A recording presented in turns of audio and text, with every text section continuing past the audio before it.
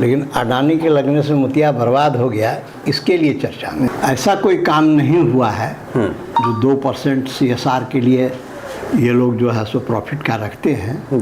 पर्यावरण को प्रदूषित किया, चारों तरफ जो है सो इनका धूल का अंबार रहता है। इन्होंने 8 से 10 फीट तक का बालू जो कि नदी के बेड में था, वो पूरा बालू अपने डेवलपमेंट में यहाँ के माफिया के द्वारा परचेज किया। जी जी। मैक्सिमम वृक्षारोपण हो और ऑक्सीजन लिबरेट करने वाला जितना प्लांट है जी, उस 4 बार जीत चुके हो। उनका एक वोट इस पंचायत में कहीं नजर नहीं आएगा। नमस्कार दर्शकों, स्वागत है आप सभी का। मैं हूं अभिषेक कुमार। इस वक्त मेरी मौजूदगी है झारखंड के गोड्डा जिला के मोतिया पंचायत में और यहाँ के मुखिया अशोक चौधरी जी हमारे साथ जुड़ रहे हैं। थोड़ा अगर राजनीतिक परिदृश्य की बात हम करें तो अशोक चौधरी जी के जो चाचा थे दीप नारायण चौधरी जी, वो यहाँ के 2 बार विधायक रहे हैं। उसके अलावा 4 बार MLC भी रह चुके हैं। पारिवारिक दृष्टिकोण से जो इनकी राजनीति है, आप कह सकते हैं कि शुरुआत से ही रही है। और अभी मोतिया की बात इसलिए भी आ जाती है, अगर आप गोड्डा में हैं तो अडानी जो प्लांट लगा हुआ है बिजली उत्पादन के लिए, उसे लेकर भी मोतिया की बहुत चर्चा होती है गोड्डा जिले में या पूरे झारखंड में। चौधरी साहब, बहुत बहुत स्वागत है। सबसे पहले तो आपसे ये जानेंगे कि आप एक गरिमामयी पद पर हैं, ग्राम पंचायत मोतिया के मुखिया हैं। ये बताएं आप कैसे हैं, सब ठीक ठाक? सारा चीज़ ठीक ठाक नहीं है। जी जी। क्योंकि आपने अडानी का चर्चा किया कि जिसके चलते जो है सो मोतिया चर्चा में है। अडानी के लगने से मोतिया चर्चा में आ गया, ये तो अलग बात है। लेकिन अडानी के लगने से मोतिया बर्बाद हो गया, इसके लिए चर्चा में, ये भी अलग बात है। बिल्कुल, क्योंकि आप देखेंगे ये सवाल इसलिए भी उठता है कि आप जब इस ग्राम पंचायत में एंटर करेंगे तो इस गांव को कहा जाता है गोद लिया गया है, लेकिन स्थिति जो दिखेगी वो बिल्कुल विपरीत। सड़क पर पानी, कहीं कहीं पर बोर्ड आपको जरूर दिख जाएगा सौजन्य अडानी, लेकिन परेशानी बहुत है। चलिए अडानी पर उतना ज्यादा फिर मैं कहना चाहूँगा, सौजन्य अडानी में यहाँ कुछ चबूतरा बनवा दिया है। जहाँ की आपको सौजन्य अडानी ऐसा कोई काम नहीं हुआ है जो 2% CSR के लिए ये लोग जो है सो प्रॉफिट का रखते हैं जी। उसका हम समझते हैं कि 2% का ही नाखून भर भी जो है खर्चा यहाँ पर नहीं किया होगा।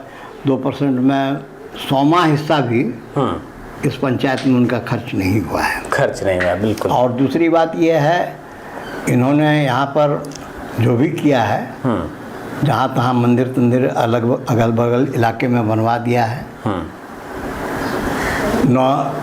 इन्होंने सप्लाई वाटर पर कोई काम किया कभी 5 वर्ष में जी।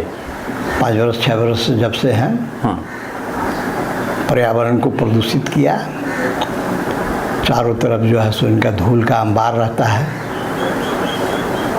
2.5 मेटल पार्टिकल्स जो है सो इनके धूल गर्भ में ज़्यादा रहता है, जिससे कि सांस के द्वारा सीधे फेफड़े तक वो पहुंचता है और सर्कुलेटरी सिस्टम को डिस्ट्रॉय करता है जी। इसके लिए यहाँ इनके पास न कोई अच्छा हॉस्पिटल है, सुपर स्पेशलिटी का कोई सवाल ही नहीं होता है। कुछ जेनरिक दवाई इनका, कुछ डॉक्टर, मतलब गांव के लोग हैं और आप कारोबारी हैं तो किसी भी तरह गांव के लोगों को बस चला लीजिए। थोड़ा ये कहा जाता है गांव के लोग को बीमार जरूर कर देते हैं, लेकिन उपचार के नाम पर इनका कुछ जेनरिक दवाई आके बांट देता है कुछ स्टाफ जी जी। ये तो इनका चिकित्सा के क्षेत्र में हुआ। रही बात एजुकेशन के क्षेत्र में इनका नगण्य योगदान है।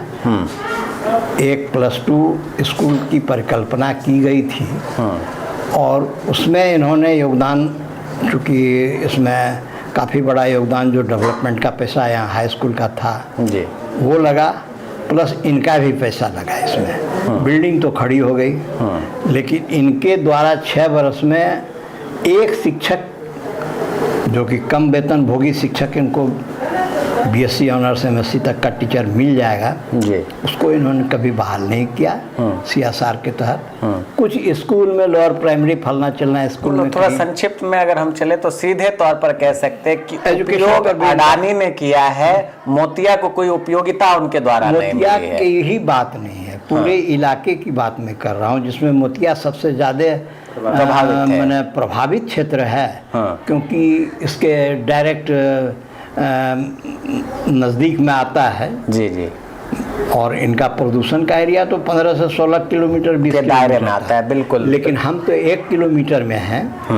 इसलिए इसका असर ये है कि पत्ते पर इनका जो महीन महीन धूला का गर्दा है वो बैठ जाता पूरी है, तरह जिससे कि जम जाता है। फोटोसिंथेसिस भी प्लांट नहीं कर सकता है, हमने अपना डेवलपमेंट वो नहीं कर पाता है, इवापोरेशन नहीं कर पाता है पत्ती के द्वारा। जी जी, क्योंकि पत्ती का जितना छेद है वो सारा छेद बंद हो जाता है।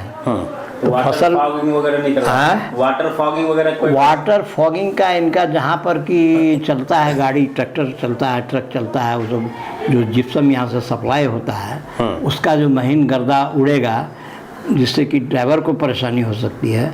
उस रोड में इनका पानी माने कि ट्रैक्टर से गिरता है और वह भी पर्याप्त नहीं। वो अभी पर्याप्त नहीं है। तो ये सारी और परेशानी उससे है, देखिए ये उससे सारी नहीं है। परेशानी है। आप समझ सकते हैं कि बात होती है डेवलपमेंट की, लोग कहते हैं हमारा गांव हमारा शहर डेवलप्ड हो रहा है, लेकिन किस तरह से जिस जगह पर अडानी पावर लिमिटेड करके जो कंपनी बनाई गई है गोड्डा में प्लांट लगाया गया है, उसकी स्थिति को आपने जाना यहाँ के ग्राम पंचायत के मुखिया जी से। तो सोचने वाली बात है, ध्यान देने की आवश्यकता है। अच्छा, ये तो था थोड़ा कमर्शियल जोन में हम लोग घुस रहे थे, अब थोड़ा ग्राम पंचायत के तरफ और प्रकाश डाल दें। जी जी, ये बहुत ही उपजाऊ और फर्टाइल लैंड था। यहाँ नदी का किनारा था, एग्रीकल्चर लैंड था। हाँ, नदी के किनारे में काफ़ी अच्छी उपज होती थी, पानी का लेयर भी उसमें था।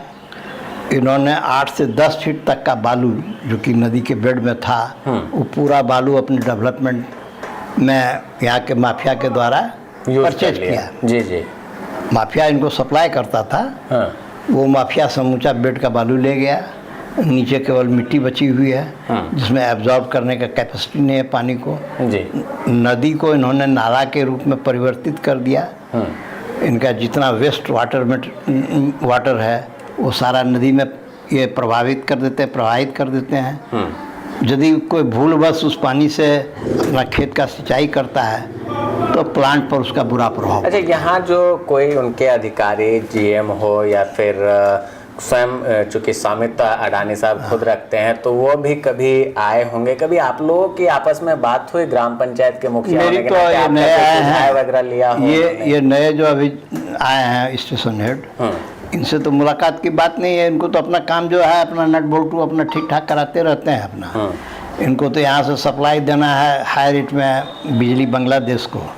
इनका टोटल जितना भी प्रोडक्शन होता है सारा बांग्लादेश चला जाता है जी। उसमें से यहाँ की स्ट्रीट लाइट के लिए भी इनके पास लाइट नहीं है। अच्छा। अंधेरी गलियाँ हैं, यहाँ सुनसान राहें हैं। स्थिति यही है कि रात के अंधेरे में लोग को गांव के अंदर चलने में भी कठिनाई हो जाती है। ये वही गांव है जहाँ से बिजली का उत्पादन होता है। इनका बिजली भी नहीं, और यदि मान लीजिए सरकारी बिजली जो यहाँ आती है जो पोल है उस पर इनके द्वारा हो सकता है कि 2-4-10 तो लाइट इधर उधर लगवा दें, वो भी इन्होंने नहीं किया है। वो भी नहीं किया है। तो बिल्कुल एक तरह से आप कह सकते हैं जितना डार्क जोन है जी जी, उसमें कभी कभार मुखिया के द्वारा अपने निजी जेब से जहाँ तहाँ 2-4-10 बार लगाया गया है, क्योंकि सम्मान तो बचाना ही है। चलिए मुखिया जी, अब थोड़ा पंचायत की तरफ हम लोग चलेंगे।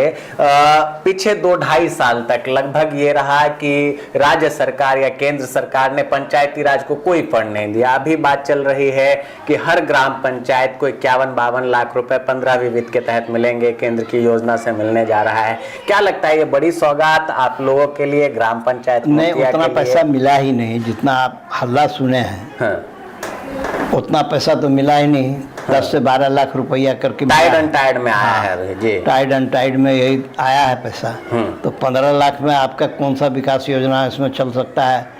एक ठो भी नाली बनावेंगे या कहीं छोटा सा रोड भी बनावेंगे तो ये ख़त्म हो जाएगा। ये कोई खास इसको नहीं कहा जा सकता है। 51-52 लाख रुपया आता तो एक सोचा जा सकता था कि कम से कम रोड पर जो पानी जहाँ तहाँ बह रहा है इस समस्या का एक ये निदान तो हो सकता निदान हो सकता था। अच्छा, अगर हम बात करते हैं पंचायती राज मंत्री जो दीपिका पांडे सिंह है, महागामा विधायक, उन्होंने स्पष्ट रूप से ये सार्वजनिक किया कि जो पैसा हम लेकर आए हैं 2232 करोड़ रुपए, उस हिसाब का अगर हम आकलन लगाते हैं तो तकरीबन जो अमाउंट मैंने आपको कहा प्रिपेयर इतना ही जा रहा है। तो अगर मान के चलिए आप लोग संकोच कर रहे हैं कि इतना नहीं आएगा, अगर आता है उतना तो उससे किस तरह दशा और दिशा बदल सकती है? नहीं, ये पैसा यदि मान लीजिए आ जाए, क्या वर्षा जब कृषि सुखानी जब 4 साल तो पड़ जाएगा, जी जी, मान लीजिए इनका टर्म ही खत्म हो जाएगा इस मुखिया का, उसके बाद आपका पैसा भी आ गया, तो ये मुखिया तो उसको यूटिलाइज नहीं करेगा, यूटिलाइज नहीं कर लेकिन पाएगा। वो आएगा,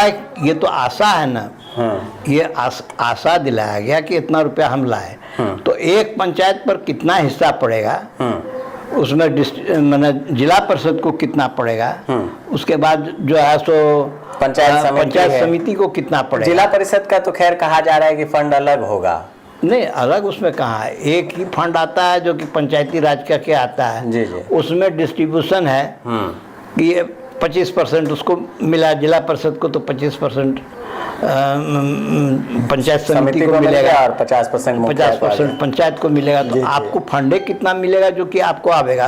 अब पंचायत में जैसे एक ब्लॉक में करीब 34 पंचायत है, तो आपके यहाँ 8 ब्लॉक है एक जिला में जी, तो 8 ब्लॉक रहेगा, तो वहाँ आपके हिस्से में क्या पड़ेगा, आपके हिस्से में क्या पड़ेगा। देखिए तो ये और सारी समस्या है, लेकिन कहीं ना कहीं देखिए जिस तरह से हमें लगता है या जो अन्य लोग सोचते हैं, वो सोचते हैं कि चलिए कुछ नहीं आ रहा था उससे तो कुछ बढ़िया। हाँ, तो कुछ लोग नहीं आ रहा था, तो आप इससे यही कर सकते हैं, पान नहीं तो पान के डंडी तो वाली आप बात। डंटी से क्या कीजिएगा, आपको बच्चा को पखाना नहीं कराना है कि डंटी गाड़ में देखे जो है सो आप पखाना करवाइएगा, वही तो हालत है। आपका पान नहीं है तो पत्ता तो आप चिबा नहीं सकते हैं, जी जी, तो बच गया डंटी, तो डंटी एक के काम में आता है। कब्जियत हो गया बच्चा को तो गाड़ में उसको दे के पखाना कराया जाता है, उसका कब्जियत दूर हो जाता है, कब्जियत दूर हो गया जी। तो ये तो रहा आपकी बात। और रही बात पंचायत में कहाँ से कितना, जितना सरकार को स्टेट को देना है, कुछ पैसा सेंटर को देना है जी, इनका क्या है तारतम्य, सेंटर से इनका कोई अच्छा संबंध नहीं है, तो संबंध नहीं है, तो आपको यदि पैसा आज देना है तो देगा 10 दिन के बाद या महीना दिन के बाद या वर्षों बाद, जैसे अभी हो रहा है, ये वर्षों बाद मिल रहा है पैसा।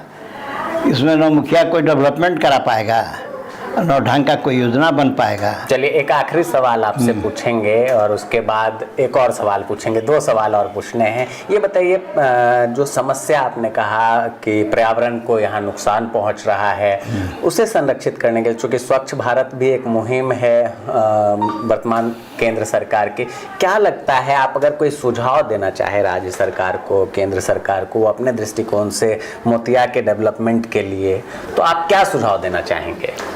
मैं तो ये सुझाव देना चाहूँगा कि मैक्सिमम वृक्षारोपण हो और ऑक्सीजन लिबरेट करने वाला जितना प्लांट है जी, उसको आप रोड किनारे या गवर्नमेंट का प्रतिभूमि है वहाँ पोखर के किनारे में ऐसा करके हमारे पास में जितना भी गैर मजरूआ आम खास जितना भी ज़मीन है सरकारी जितना भी लैंड है उसका सदुपयोग करते हुए आप स्वच्छ पानी की व्यवस्था करवाइए जी, तालाब खुदवाइए, मैक्सिमम जो है सो वृक्षारोपण हो, और वृक्ष यदि आप केवल लगा देते हैं तो आपकी रिस्पॉन्सिबिलिटी ख़त्म नहीं होती है।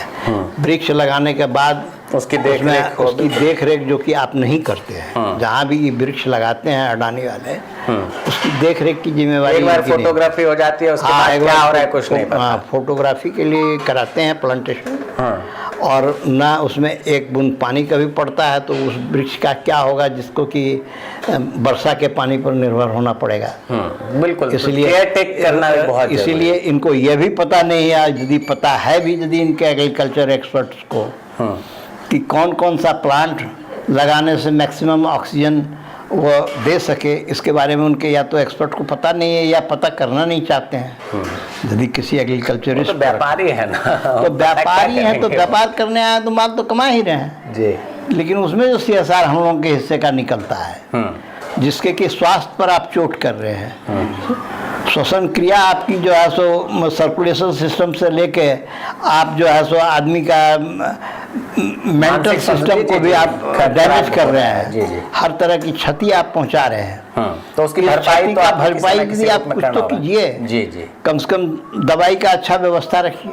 आपको हॉस्पिटल ले, या हमने अपने गांव में 3 करोड़ के लागत से यहाँ बिल्डिंग बनी हुई है, बड़ा बिल्डिंग है जिसमें डॉक्टर्स के रहने की सुविधा है, नर्स के रहने की सुविधा है, जी।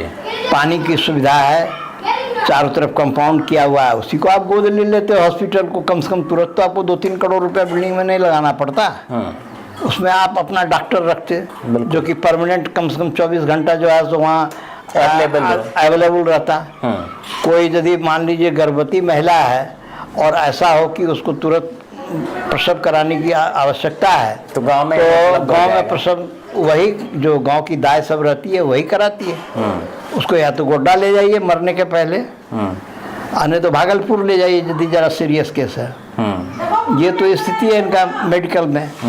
तो वो तो आप कर नहीं सकते हैं, उसको आप मैनेज नहीं कर सकते हैं। जब समूचा सरकार को आप मैनेज किए हुए हैं इंडिया लेवल पर, प्रधानमंत्री से लेके जितने अंतरिम मंत्री संतरी हैं सब जब आपके पॉकेट में है, तो एक हॉस्पिटल को पॉकेट में रखने में क्या भार लग रहा है आपको? चलिए बिल्कुल। और देखिए तो ये जो है कुल मिलाकर अडानी ग्रुप पर मुखिया जी का आप समझ सकते हैं, चूंकि झेला है और जो झेलता है, हो सकता है कि अगर गोड्डा के आसपास अलग जिले में आप चले जाए या यहाँ से बगल में ही बांका लगता है वहाँ चले जाए तो लोग सोचते हैं कि बहुत डेवलपमेंट हो गया गोड्डा का मोतिया को देखो, पहले ऐसा होता था, अब अडानी साहब आ गए, वहाँ पर अडानी पावर स्टेशन लग गया। तो लेकिन प्रॉब्लम क्या हो रही है, और सिर्फ दिखावे के लिए, फोटोग्राफी के लिए कि हम CSIR फंड जो है वो अवेलेबल करा रहे हैं और उससे हमने गाँव को गोद ले लिया है, डेवलप्ड हो रहा है, तो ये नहीं होता है।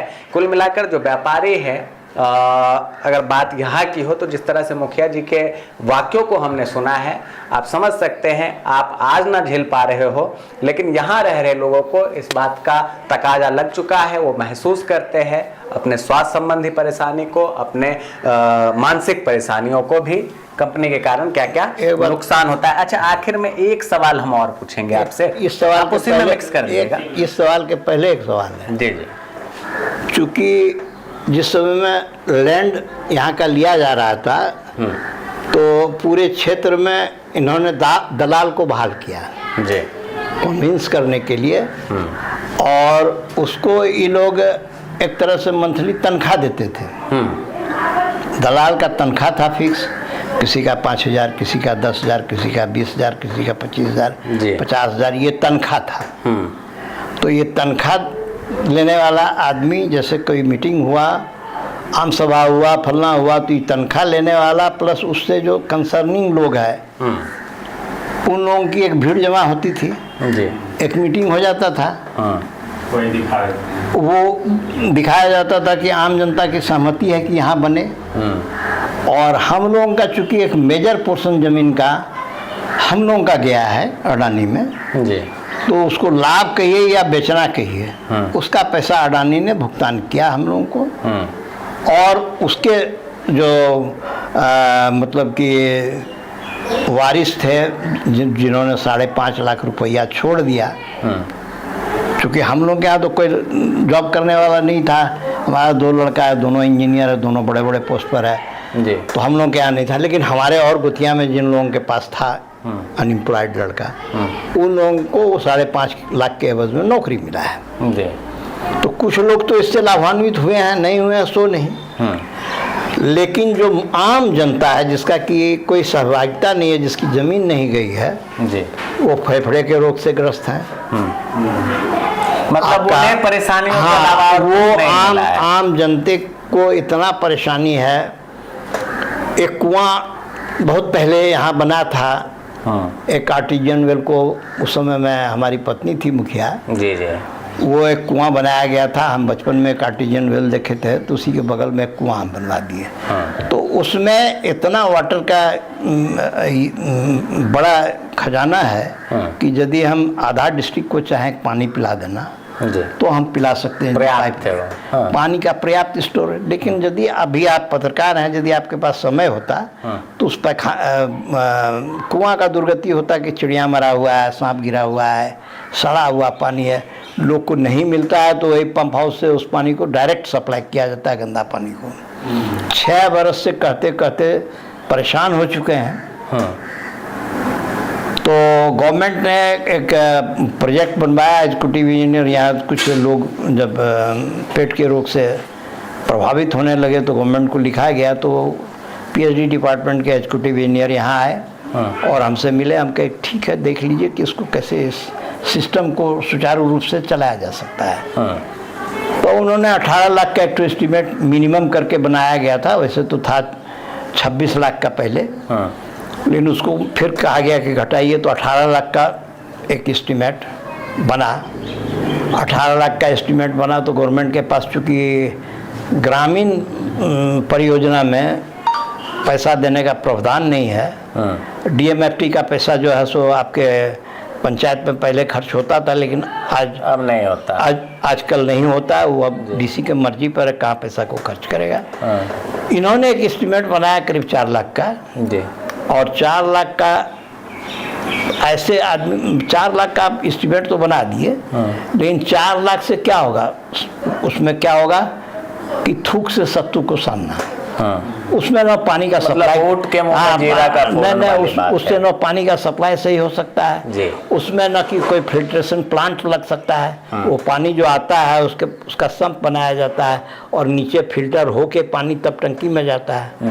टंकी में केवल सिल्ट होगा कम से कम 6 फीट जी, तो वो सिल्ट 6 फीट से 15 बरस से सड़ रहा है उसमें। उस सिल्ट को निकालने के लिए कोई व्यवस्था नहीं है, चाहेंगे भी तो नहीं होती है। तो इनका सीएसआर का काम है, 4-5 लाख रुपया दे देंगे अब किसी को, मान लीजिए निपोत के निकल जाएगा, उसके बाद फोटोग्राफी होगा कि कुल मिलाकर लिपापोती होती है, हम पानी का सप्लाई करवा। जी जी, कुल मिलाकर लिपापोती होती है। और कायदे में जो काम होना चाहिए, देखिए अनुभव अगर आपके पास होगा तो अनुभव मुखिया जी बता रहे हैं, सफाई के नाम पर दशहरा के टाइम में एक छोटा मोटा अमाउंट मान लीजिए दिया जाता है जी, छोटा मोटा अमाउंट दे दिया गया, तो साल भर में एक दशहरा में मान लीजिए 8 दिन के लिए या 10 दिन के लिए सफाई हुआ, वो सफाई क्या साल भर तक उस ड्रेन का उससे संभव है? संभव ही नहीं है, बिल्कुल। तो वो संभव नहीं है। बात है कुल मिलाकर उसको जो है तो फिर मुखिया जी कहीं से मैनेज करें इधर से उधर। तो मुखिया जी कुल मिलाकर कहने की वही बात है, जहाँ से हमने शुरू किया था वहीं पर आ गए कि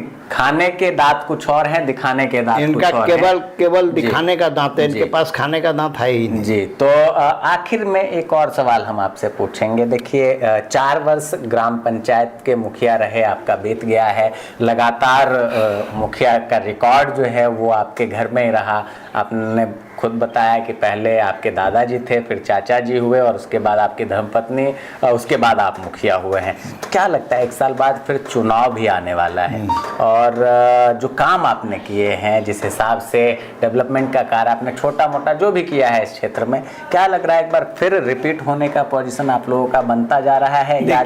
देखिए जिस देश में जिस पंचायत में वोट बिक रहा हो, आदमी की समझदारी इतनी नहीं है कि कौन सा काम अच्छा और कौन सा काम खराब है, इस समझदारी के आधार पर वोट नहीं मिलता हो, जातिवाद हो, इन सारे चीज़ों से लड़ के आप यहाँ तक तो पहुँचते हैं।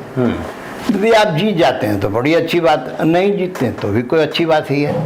मेरा कहना है कि काम के आधार पर आकलन नहीं होता है। जिस समय में एसके चौधरी यहाँ चीफ सेक्रेटरी थे, उस समय में करीब 56 करोड़ का काम एक पंचायत में हुआ, जिसमें वाटर सप्लाई का काम हुआ, हॉस्पिटल का काम हुआ, करीब 14-16 किलोमीटर रोड बना, पंचायत का जितना भी छोटा मोटा गांव भी जो इससे कनेक्टेड है, वो सारा कनेक्शन प्रधानमंत्री सड़क रोजगार योजना से किया गया। जी, बहुत सा काम जो डेवलपमेंट का होना चाहिए था वो हुआ। मैंने कहने का मतलब है कि जिस रोड को और जिस स्पेसिफिकेशन पर रोड बना है वो रोड गवाह है कि आज से 15 वर्ष पहले बना हुआ रोड, उसमें से एक चिप्स अभी तक बाहर नहीं आया है। तो ये वो क्वालिटी है कुल तो मिलाकर। ये सब पॉइंट है। इसको यदि मान लीजिए लोग मानता है कि नहीं ये पॉइंट है, डेवलपमेंट कोई मुद्दा है, तो डेवलपमेंट मुद्दा पंचायत के पैसे से यहाँ का क्या डेवलपमेंट होगा। यदि मान लीजिए 50 लाख रुपया आप कहते हैं कि टोटल 4 वर्ष में मिल जाए, यही बहुत है। तो उससे क्या होगा, यहाँ 56 करोड़ का काम किया जा चुका है। इसलिए ये मुद्दा उतना बड़ा नहीं है। हम लोग इधर उधर से भी जहाँ तहाँ से भी सरकार का कुछ न कुछ, यहाँ इरिगेशन फैसिलिटीज़ के लिए जो है 1-1 करोड़ का, 80 लाख का, 60 लाख का इन्वेस्टमेंट करके पोखर बनाया गया है माइनर इरिगेशन से। जी। तो उस समय में जो डिपार्टमेंट्स था, डिपार्टमेंट का बहुत सा काम हुआ है। और रही पंचायत के पैसे से, पंचायत के पैसे से छोटा मोटा कहीं नाली बन गया, छोटी मोटी गली जो है वो बन गई। मेन रोड तो आप बना नहीं सकते हैं उससे, उतना पैसा आपके पास उतना पैसा आपके पास नहीं है। और उसके लिए अथॉरिटी भी अलग है ना, विधायक भी है, सांसद भी है, विधायक सांसद का कहीं आप बोर्ड नहीं देखेंगे, कहीं बोर्ड नहीं देखेंगे। देखिए कुल मिलाकर समस्या को आप समझ सकते हैं। तो हमारे गांव में जी सांसद हमारे 4था टर्म में है, 4 बार जीत चुके वो, उनका एक बोर्ड इस पंचायत में कहीं नजर नहीं आएगा। ये तो गारंटी है। तो ये लोग अपना फंड का पैसा कहाँ खर्च करते हैं, ये आकलन नहीं पता, कोई नहीं ले पाता है। और ये आकलन कुल मिलाकर आप कह सकते हैं कि ग्रामीणों को, और हमको लगता है कि जितना काम हम एक पंचायत में किए हैं, सांसद रह के वो अपने गांव में नहीं किए हों, अपने गांव में नहीं किए होंगे। बिल्कुल, तो आप समझ सकते हैं कि पंचायत में जो काम हुआ है, अशोक चौधरी जी वही बता रहे हैं कि उन्हीं काम के नाम पर अगर जनता चाहेगी तो दोबारा चुनेगी। अगर जो आरोप चौधरी साहब ने लगाया कि अगर जनता गुमराह हो जाती है तो कोई बात नहीं, लेकिन जो मुद्दे आप समझेंगे, जिस पॉइंट ऑफ व्यू पे अशोक चौधरी साहब ने पूरी बात समझाने का प्रयास किया, आप समझ सकते हैं कि किसी भी मुखिया में मुझे लगता है इतनी हिम्मत नहीं है कि वो अडानी के पावर स्टेशन का विरोध कर दे। क्योंकि जिस हिसाब से मुखिया जी ने बताया कि सरकार हो, चाहे केंद्र की सरकार हो या स्टेट की सरकार हो, वो जो बड़े उद्योगपति हैं, अडानी जी हैं, उन्हें उनके संबंध में कोई अधिकारी भी अगर कार्रवाई करना चाहता है तो उससे पहले उसको 10 बार सोचना जरूरी होता है, लेकिन नहीं कर पाता है। तो यही सारी चीजें हैं। खुलकर अपनी बातें हमारे समक्ष चौधरी साहब ने रखी। चौधरी साहब आपका बहुत बहुत धन्यवाद अपना कीमती समय देने के लिए, और आप तमाम दर्शकों का भी बहुत बहुत धन्यवाद। नमस्कार।